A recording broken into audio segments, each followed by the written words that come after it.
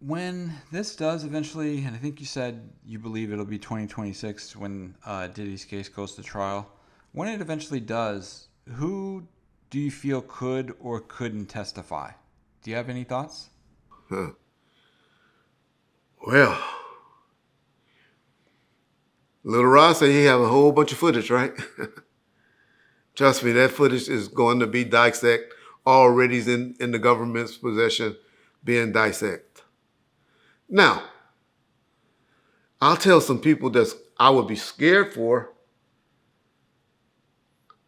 I would be scared for Mary J. Blige. Shout out Danny Boy. I would be scared for. Y'all see that picture with Mary J. Blige and Puffy, where they were all walking like a threesome, where Cassie was holding Puffy's hand and Mary was holding her hand. That looked a little weird.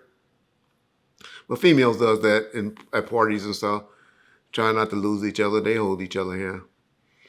This look weird. I believe Gene Deal's going to be testifying for an atmosphere. I believe Roger Bond's going to be either an indicted witness or a unindicted co-spire. So I believe he's going to have issues. I believe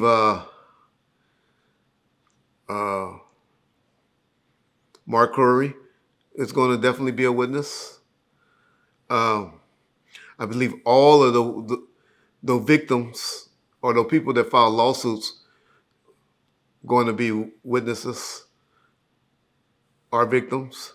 I believe a lot of Bad Boy staff, that Pierre guy, I believe he's going to be indicted.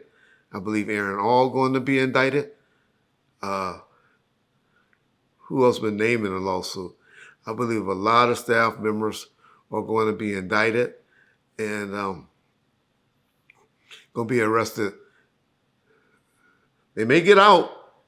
They may become witnesses for the government, but they definitely, if they haven't contacted, that's why that U.S. attorney specifically said in his press conference, if you know you've been involved or on any of those tapes, he didn't say it in those words, but that's what he meant.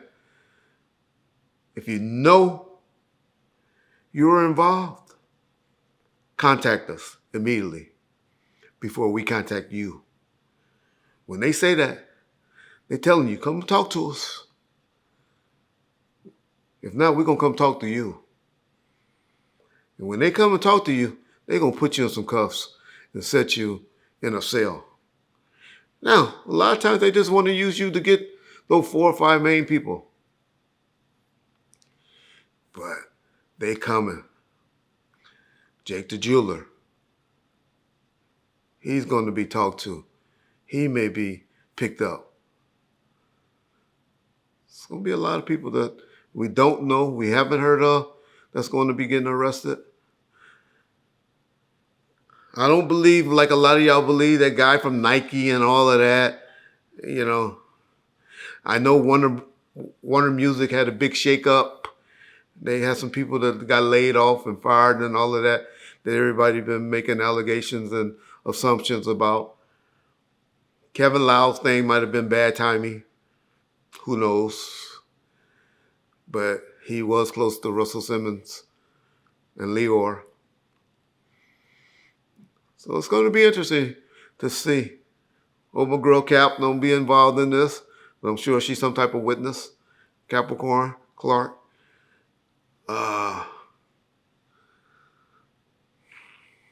October, November is going to be interesting, y'all. And we can see they're already working. They're already meeting with people, giving people proffer agreements. When you get a proffer agreement, it's because they really want to talk to you and you don't want to have any type of exposure. And like I said, I'll reiterate, when I got my proffer agreement and they offered it to me, I didn't know what they were coming at me for. But once I learned about it, then I was immediately like, oh, I don't need one for that. But the people that actually sign things and go and sit and have those proper agreements, well, yeah, there's some smoke. There was some fire at one time. Will be my take. Speaking of that, Reggie, let me ask you about this. There's a Houston based law firm that claims that they're representing over 50 alleged victims who said that they faced assault from Diddy and his associates, and that a lot of them were people that were involved with the quote unquote freak off parties.